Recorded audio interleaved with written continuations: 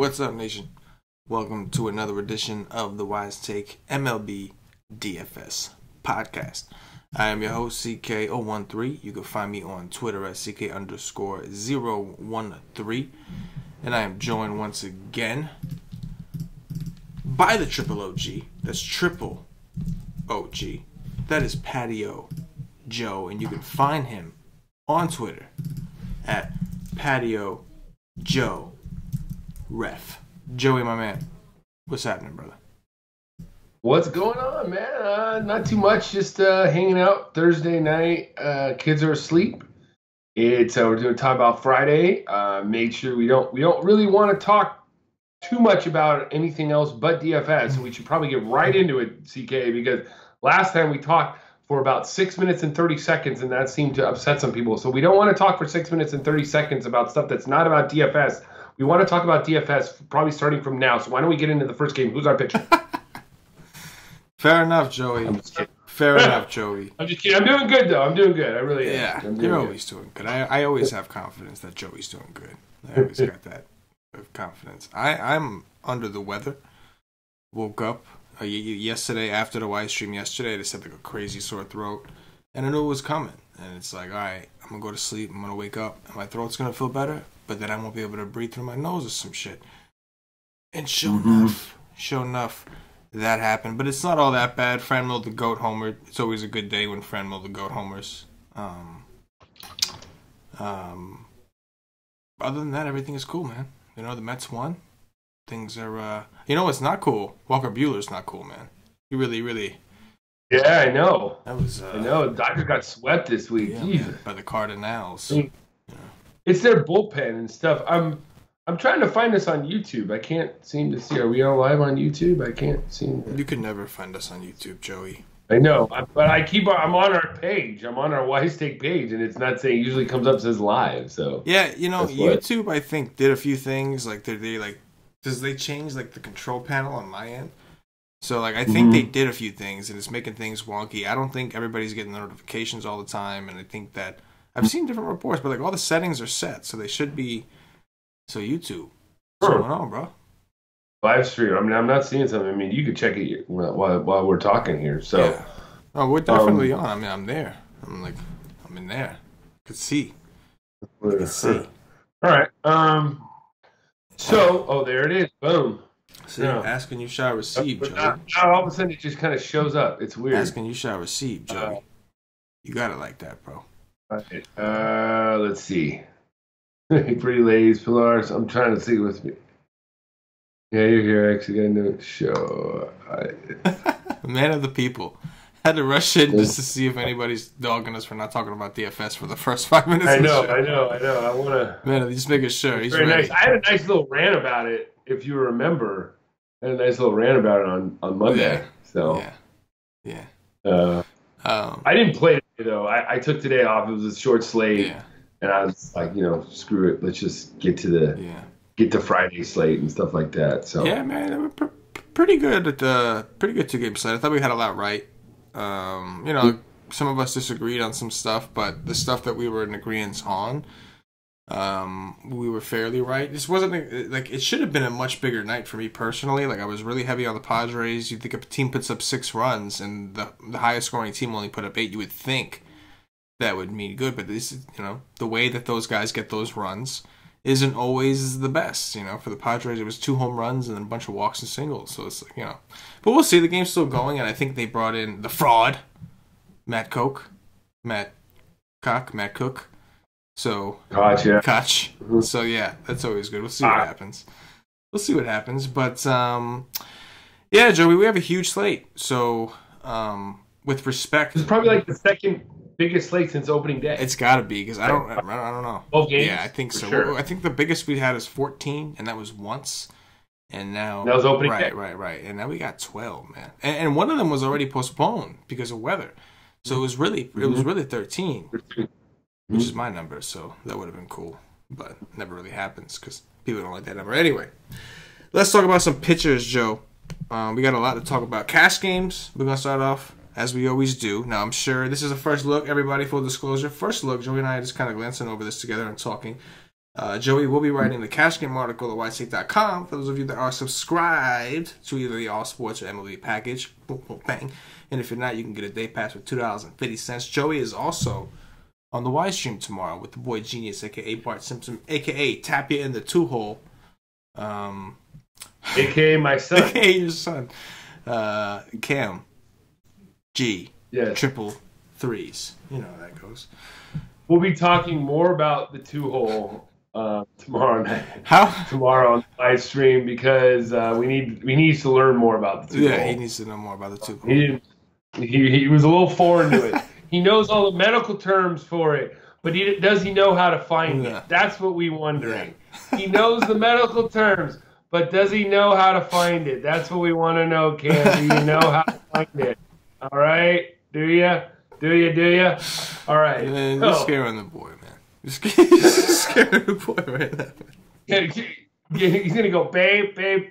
Joe's making fun of me again, babe. Yeah. I tell him I know how to find it, babe. Anyway. Tell him I know how to find it. Tell him I know how to find it. Oh, yes. Oh, yes. That was hilarious. Let's talk about cash pitchers. Yeah, all right. So tomorrow's a little tricky. Like, I'm going to just kind of go right up to the top of the list. Like, here's my thing. Tomorrow about Carrasco, we talked about earlier. He's facing the Royals. I don't like him for his price. He's 10-5. The Royals have been hitting good, especially against righties. They've been hard hitting. They don't strike out much. Corbin's a guy that I would definitely look at. However, we have some rain possibilities in Washington, and they are by far the worst groundskeeper. They will cancel that game 100%. So really, really be worried about Corbin. J. Happ, I'd rather masturbate with sandpaper. And Jake. That's a throwback right there. The old sandpaper masturbation. Yeah, it's a throwback, right? That's like OG. That's the triple OG shit right there that Patio Joe would say on the Y stream. That's what you missed out on if you weren't with us from the beginning. You missed out Patio Joe using that type of language on the Y stream. Yes, sir. And Jake Arrieta is probably the guy right now that we were. At first, I wasn't really looking at him, but then you look at he's facing the Marlins. The Marlins strike out the most against righties right now, so he's a high favorite, and he should get at least a QS, hopefully a W2. He's facing a rookie, Sandy Alcantara, who is only got about 2 pitches in his arsenal, so he's either hit or miss. He can either get bombed or he can be good. So if you look at his lane logs, and then I guess you could look at Eduardo Rodriguez. Strictly from the fact he's the highest favorite on the night, so he's another part. But Rodriguez and cash, we've already learned once this year, it's not necessarily the best option. Yeah, man, that should especially the way these Boston pitchers are looking. Eovaldi today, another example, man. Like I think I wrote up 4 pitchers today. I wrote up Musgrove and Gray, and I wrote up Quintana and Eovaldi. Eovaldi, the only one that really. Did terrible. And to me, it was like, let's find out if these Boston pitchers really are bad, or was it just like unfortunate circumstances having a road trip all the way on the West Coast to start the season against what happened to have been 2 of the hotter teams in the league, the A's and Seattle.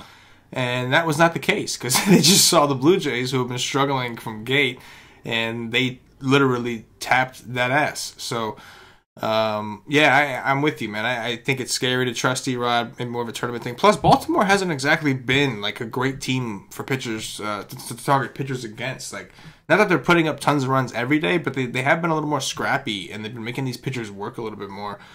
I think I definitely agree with you with the guys up top, like Carrasco, Corbin. I think is a very pretty close call. The Corbin situation might work itself out because there's some weather concerns, so people may just select not to play him in cash to not risk it. We know Carrasco normally plays better on the road. As you mentioned, Kansas City is not really striking out a ton right now, so there's some concerns. And then that kind of leaves you, like you said, it kind of leaves you dropping all the way down to Arrieta, because any pitcher against Miami has just been the right way to go. Even today on the early slate, Sonny Gray was just balling on these dudes, man. He left the game after like 4 innings. Didn't even get the win because he got hurt. 60 pitches, 4 innings, and he had like a 19 on DraftKings. So Arrieta, 8-8, a pitcher that I think we would all I think we would agree that Arrieta is a better pitcher than Sonny Gray right now, and he's going to get a big park boost against Miami. I like it, man. Yeah, I see it as pretty much, at least right now, that's where you'd want to go. I just can't see anybody else that is gonna really pop out at you. Carrasco I like, but man, I just think that for the price, it's just too much. And I've seen, generally speaking, the trend this year, even in cash, is to pay down at pitching. And it's been the bats. If you can hit on your bats, that's what's getting it.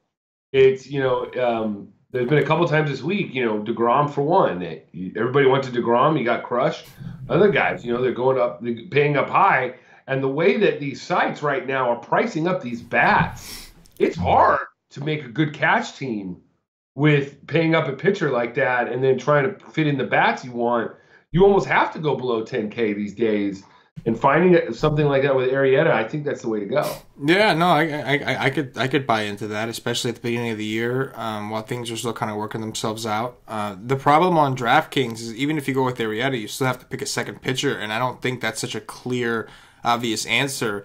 There are options as far as name value pitchers, but there's also a lot of them are going against tougher opponents. Like we got Urias. Of your boys, the Dodgers, that's not a terrible idea to go 8-8, 8-7. You still have some room to work with, but they're playing Milwaukee. I know there's a lot of lefties, but a lot of power. It's not a guarantee. Drew Pomerantz 8-1 against the Rockies, but it's Drew Pomerantz. that's its own problem in itself, despite how bad they've been. But what about Brad Keller? Oh man, he's at home. I'm looking for DK. He's at home. Indians lineup ain't nothing to be scared of. I'm just look at his game logs. Okay, he's gone down since his first start, but I don't know. I'm just trying to. I'm looking at the pitchers for DK. I mean, you get a second pitcher if you're going to go below there. I mean, I'm trying to look. Who'd you go below Keller at 7-1? I mean, he's not that bad of an option in my opinion. I just don't. I don't see it as being the worst. The slate, I think at that point, if you pair him with Arrieta 8-8 and 7-1, you can afford some pretty big bats too. So, man, I would like to know. You know what? I'd like to know who Tampa Bay, who the long reliever is going to be today. I would like to know. It's probably going to be Yarbrough, but think so. It's usually Yarbrough. Well, it's Yarbrough. Who's the other guy? We can't think of his name. I don't know. I can't think of his name. Yeah, because they started Chirinos on his own so far this year, so maybe it is Yarbrough. But that could be an interesting situation depending on how. If it's Yarbrough, maybe not. And Yarborough's 7-8, so if it's him, maybe not. But if it's another one of these relievers, could be something to consider because it is against the Blue Jays. I know they erupted against Boston, but again, we still don't know. Is that just Boston's pitching staff? But I agree. It's tough. And if this was last year, yeah, I'd probably laugh about the Keller thing. But the way Cleveland's offense has been this year, aside from today, they did do a little bit better today. But, I mean, it's a huge park. So it's I kind of understand it with the savings. Right now, I think I'd be more comfortable finding, a guy to go up, doing somewhat of a double spend up. But maybe we'll find some guys as we discuss the tournament options. There's guys I would like for tournaments, and I'll get into that. But for cash games, it's kind of tough to make that call right now, I think. Let me ask you a question now. Another thing about, I hope that the rain maybe stays away in Pittsburgh, in Washington, because, Pittsburgh was shut out twice against the Cubs. Yeah. Yeah, Quintana just struck out 11 of them today. I really liking Corbin more. To me, if they holds up, Corbin might be the guy. Yeah. Even in EPPs, I might like him. He's 10K. It's still a lot, but these Pirate bats are cold right now. Yeah. So they're going straight from another game, playing another lefty. They just got 11 strikeouts against Quintana. Corbin is better than Quintana. I'm going to doubt. I'll probably write up Corbin for sure as my top pitcher, but it's just rain dependent, right now. It's just going to be it's going to be all. It might even slip in just to a GPP mode then. But, because they could postpone that fucker. Sorry. Yeah, Washington's got a history of doing that stuff. Usually it's with Scherzer, but now they have Strasburg and Corbin to make a pretty prominent big three. But we know when it comes to weather, they don't like to waste their good pitchers' starts. So something to keep an eye on for sure. Flipping the script, continuing on, let's flip the script to tournaments. Do you look at any of these guys, any of these top-tier guys, okay, now it's for tournaments, they are, more intriguing or appealing, if you will. Well, definitely, I just spoke Corbin for tournaments would be awesome just because you don't know if they're going to postpone it or not, so it might put people away or not. Carrasco, I guess, for tournament, it's good. He's better away from the road. I just don't want to pay that much for him. Not right now. The Royals are hitting the ball. Urias, if I knew he was going more than 6 innings, I would, but he's 8,500, and I just can't pay that much. I guess the guy that people might fall in love with is this Paddock guy from San Diego against the Marlins. I wouldn't mind that against the Diamondbacks. Against the Diamondbacks. I'm sorry, against the Diamondbacks. So, or we touched about it a little bit. Mike Fiers. He's had a good history against these Rangers. So those are the two guys right now that kind of pop out at me. Yeah, I think my thoughts on Paddock, I'm a little worried about, in cash games, his ownership would be low, so he won't be, the chalkiest pitcher tomorrow. But I do think people kind of like this dude just because they want to like him, right? He shows up to the game with, the funky-ass outfit or whatever, and I think people want to like this dude. And I think he could be good, but I haven't really seen a ton since he's been in the bigs. Granted, the opponents have been wishy-washy, but I think we saw today that no-name dude from Double-A had one game in Double-A, came out there and pitched pretty well against the D-backs. So I feel like people in their mind might just assume that, oh, man, the D-backs, they're just going to suck right now like they're supposed to, and like Paddock more. I don't know if I like Paddock enough to come off of the Corbins, Carrascos, and even Arrietas at 8-8. I don't really like a ton in between. Hap is dangerous. The White Sox last year, lefties against the White Sox last year was just money. But this year, we don't know. We got to see how things pan out. The last lefty they saw was LeBlanc, a guy that completely dominated them last year, and they actually didn't do terrible against him. They didn't score a ton of runs, but they didn't strike out. And without strikeouts, what is it all for, Shelby? You know what I'm saying? I do like the call on Fiers. I think he could be an interesting SP2 for tournaments. I expect his ownership to be low because he's, number one, he's been terrible. Number two, people like Texas. Number three, it is in Texas, which is a known hitter's park, even though the weather's not where it needs to be just yet. And so I could see people kind of staying away from him. But we talked before the show, and Fiers' last 3 games, going back to last year, the last 3 starts he's had against the Rangers, he kind of dominated them. And on DraftKings, he's only 6. So I'm with you. I think that does make sense from a tournament perspective. There's one other guy that I think I want to ask your opinion on.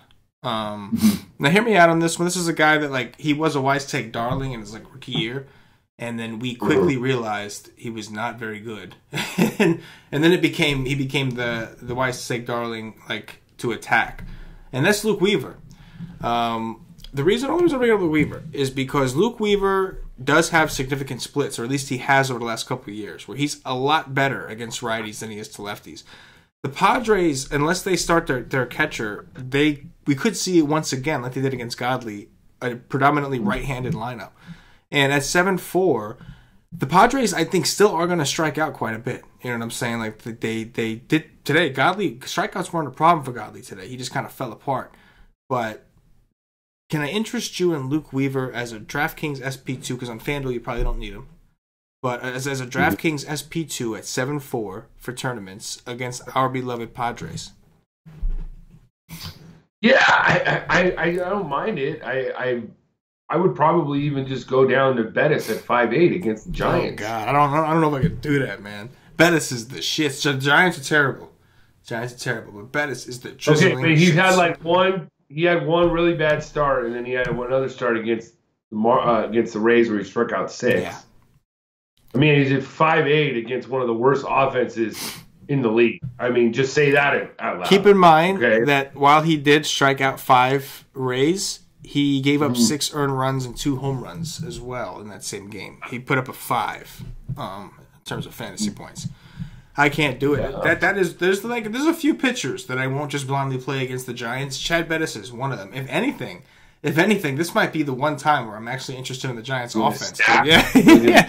Like in all reality, this slate's probably too big for me to want to do something like that because it's about upside, right? And even if the Giants get to Bettis, it may not be with like the long ball, which is what you want. There may not be enough upside to stack the Giants on a 12-game slate. But if this was like a 5-game slate, the Giants probably my top stack of the night.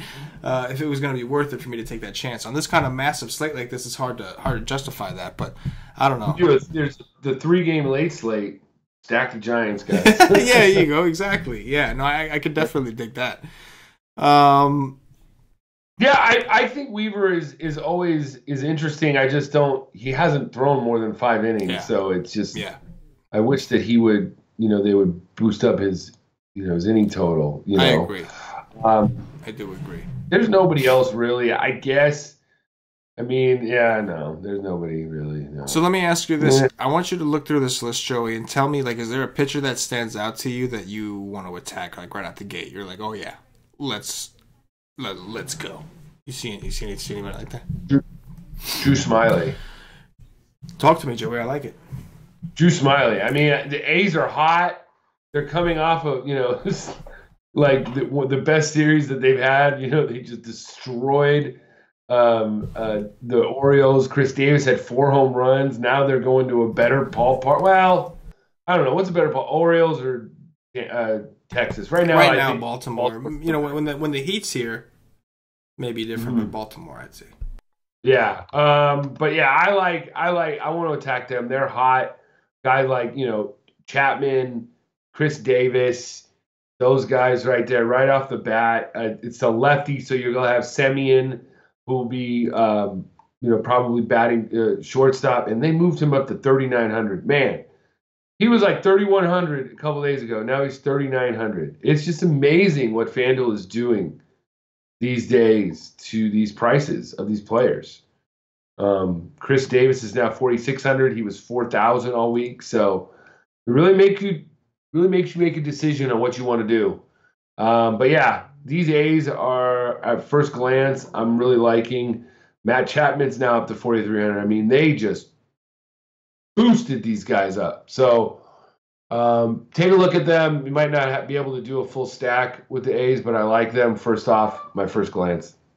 I like it, man. I like it. I like it, and because we have Boston with a 6.3 projected run total against David Hess, and it's such a large slate, I don't think that ownership's going to be that big of a deal. I mean, don't get me wrong. I think Boston will be chalk, even on this kind of slate. I think people see 6.3 projected runs. David Hess, I'm pretty sure got blown up in his last start.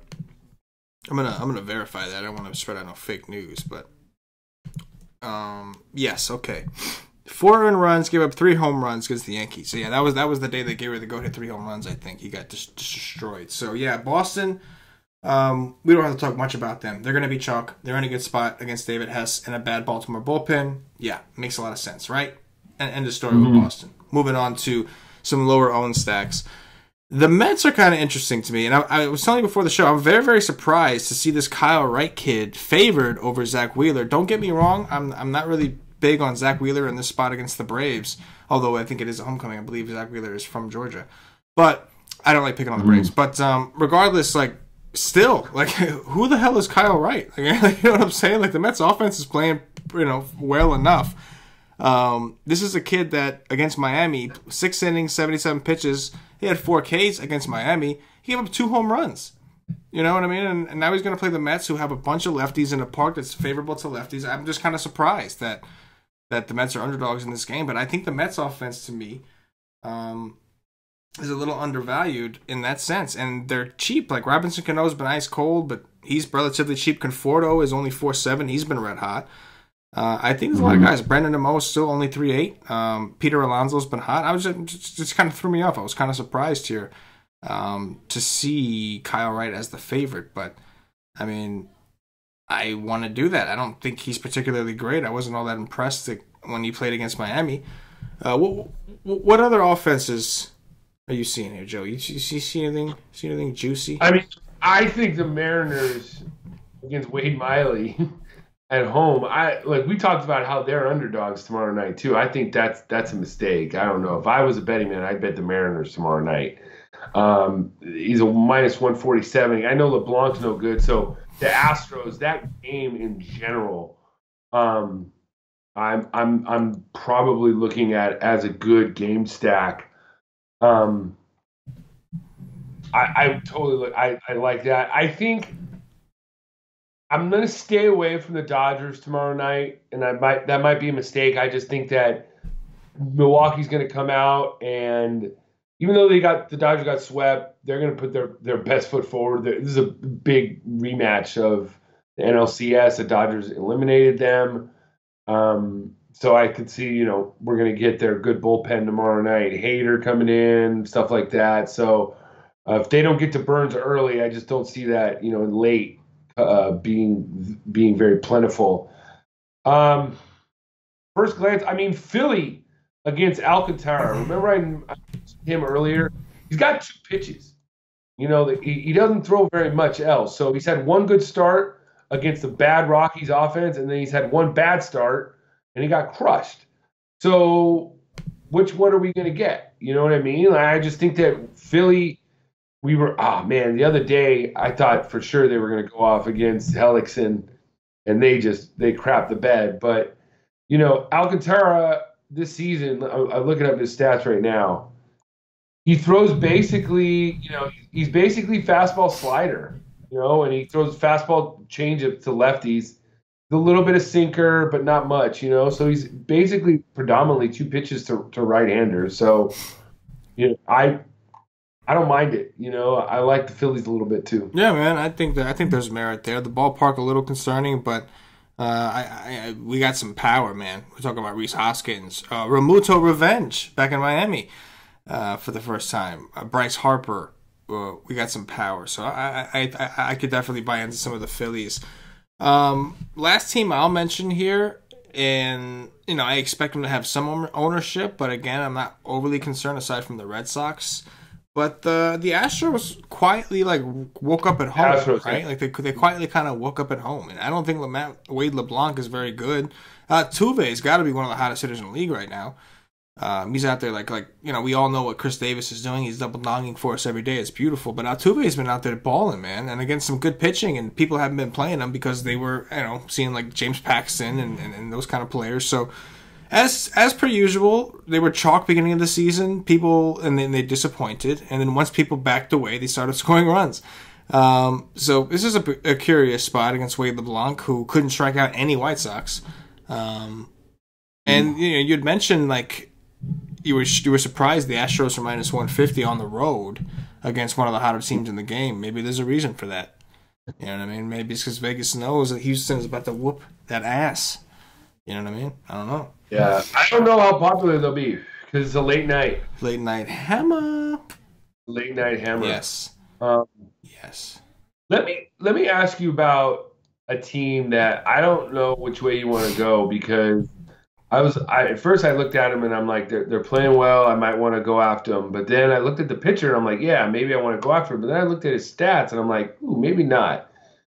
The Rays against Trent Thornton, a guy that's only thrown over 5 innings, but both starts, 7 strikeouts and 8 strikeouts, and only given up 3 hits and 2 hits. What am I missing here against this guy? I mean, we didn't talk about this guy, first of all. And secondly, the Rays are striking out 25% of the time against righties so far this year. What are we looking? I mean, what am I missing here? I mean, I think totally under the radar play right here, pitching wise. I mean, I know we're going back to pitching, but would you attack this guy, or would you want to? Are we gonna? If it was like another opponent, I'd be interested. I've pitched him a lot so far this year, and he's done me pretty well overall. But the Rays have been hot as hell right now. They were down there in Chicago just tearing it up, and we know how these Rays can be. When they pour it on, they pour it on. It's like when they're having a good day, it seems to be like a whole team thing, and they just all smash. So I think that's a good point. I think we can actually look at the Rays. I think the Rays will go lower owned, and they're a team that they like to move on the bases. And I think that's actually a good point. If they open up the roof, there could be 14-mile-an-hour winds blowing out to center, but it's going to be 55 degrees, so they probably won't open the roof. But Thornton's a guy. I think the kid's all right. I think he's got some talent, but I just don't want to mess with the Rays. With that said, that's a good point. I think that brings up a good point about the Rays offense. They have been really hot. They haven't been on a ton of main slates lately, so people might not realize how hot they've been, and people just might not play them. And this is a park boost for them regardless. They play in Tampa, a huge park, so this is still a park boost for them. Well, yeah, and they're not that expensive either. Yeah. You tell me Fam's 4K, but I mean compared to some other guys, it's not that much, and it's crazy. Yeah. So I don't know. It's just kind of looking at it like the guys had good numbers too. So it's kind of a weird kind of game. It could go either way. I think. I like that call, man. I do like that call. It's a good point. For sure. Any interest? I'm gonna ask you about a couple. Just give me like yay or nays. Yankees against Giolito at home. Oh yeah. Yeah. Oh yeah. As for some of this ownership is gonna be going. Right? Way popular. Yeah. Well, they're projected for 5.8 runs. So. And they're at home, and Sox bullpen isn't very good. Yeah.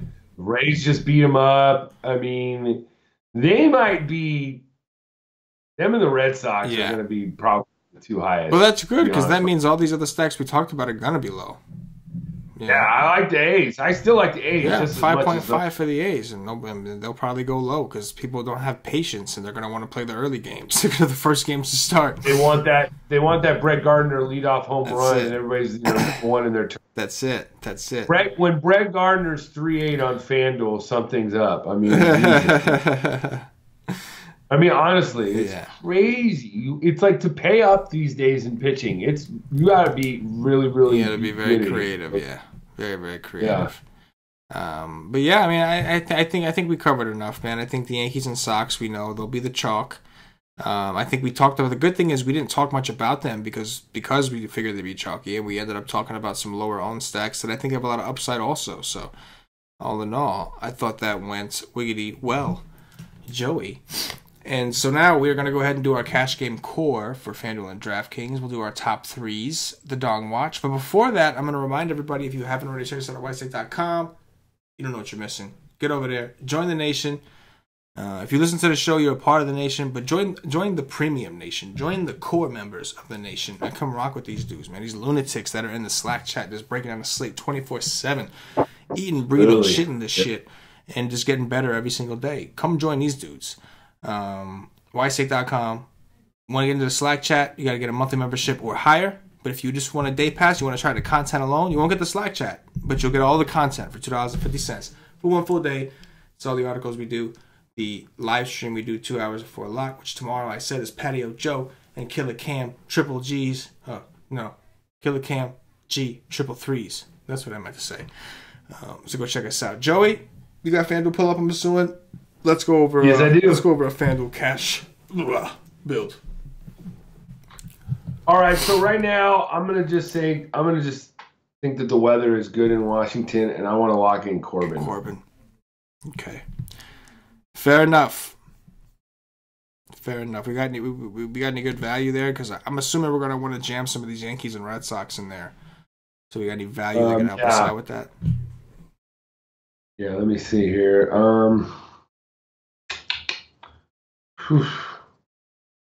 It's just really, really. Sam. Yeah, there's not much. I mean, right now, I'm going to just have to go with. Let's just go with Kendrys Morales at 2,200. Oh, yeah. I like that call. Smiley. I think that's doperific. He's 2,200. I mean, it's not. I like that, Joey. And then for hitters, I would probably want to do probably Mookie Betts. Mookie, I like Mookie. I could do Mookie. It was either him or Judge, but just go Mookie right now. Yeah, I if I have to choose one, I typically lean towards Mookie, and that's usually because of the strikeout thing. Like, not that it's that huge of a deal, but kind of is. You know what I mean? Mm-hmm. Mookie usually leads off or is a little bit higher. Yeah, for sure. Show. Oh man. Oh, let's see. Do we want to pick one more player? Yeah, see what we could do over there. I'll tell you what, man. It is tough sledding right now. First look.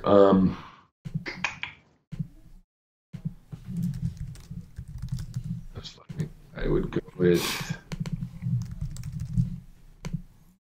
Ooh.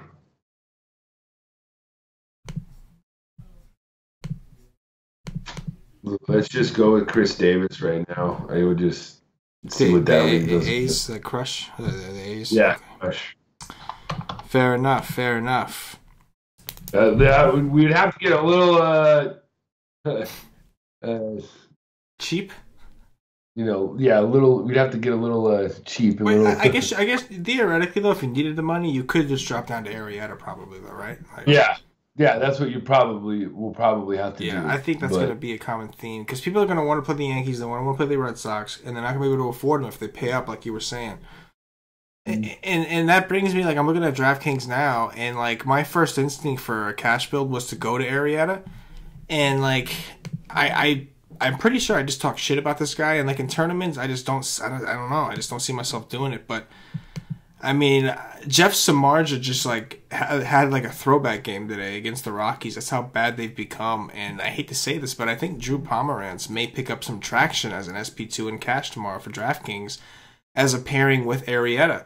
Because I think that people are going to want to jam in those studs, and they're going to have a hard time doing it. And if you just go Arrieta and Pomeranz, and the reason I pick Pomeranz is because he's in a big park, he's at home, he's favored. The Rockies are projected for 3.8 runs. They've been terrible. They're banged up.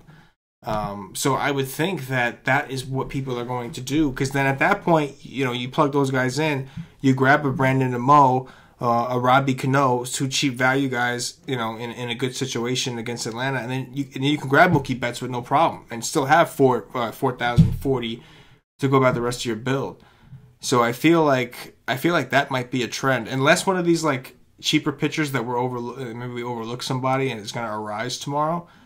I feel like that's what we're going to see a lot of, because if you try to do like a Corbin Arrieta, it's like, it's tough, man. Like you ain't getting Mookie Betts, like, you know what I'm saying? Or if you get Mookie Betts, then the rest of your guys, like, you know, you're really, really punting the rest of your team. So yeah, only other guy maybe I would look at just would be Keller. Right, Keller, yeah. I would think just because against the Indians lineup, that's it. I mean, there's. Yeah, no, I think you can make a case for that as well. That is going to do it for the Cash Game Cores. Time for some top treesies. Joey, as of right now, just in general tournaments, who are your top three pitchers so far? Corbin, Arrieta, and Byers. Yeah, I'm going to go with... I'm going to go with Arrieta, Fires, and Weaver for tournaments, specifically. And that's a risky bunch of people. Top three stacks. A's, Astros, Yankees. I'm going to go Mets, A's, and Red Sox. Bada bing, bada boom. Yeah. I mean, I still like the Red Sox. No, I know. Well, you take one, I take the other. We're good. We're covered. Yeah. All right, Don Watch, who's going deep? Brush Davis again. Like the call. Let's go with Michael Confortgoat. Nice. Yeah, buddy. I'm gonna go with Cody Bellinger again. Ooh, I like that call. I like Cody. Let's go with Altuve. Keep the streak going, baby. And for me, I am going to go with another hot hitter, and this is way out of bounds, Kevin Pillar. Kevin Pillar. Wow, that is bold. He had another one tonight. Yeah, he had another one tonight? Yeah, he did. He had another one tonight. Yeah. I mean, he hit one yesterday, so that's 3 out of the last 4 games. He's been straight rolling, Thug Diddy style. I'm telling you, he's from California. Yeah. So like they moved him out here, and I knew it would probably be good. He's gonna play every day. So look at his numbers. I'm with it. Might be catch game viable tomorrow. I mean, look at his numbers the last week. Yeah.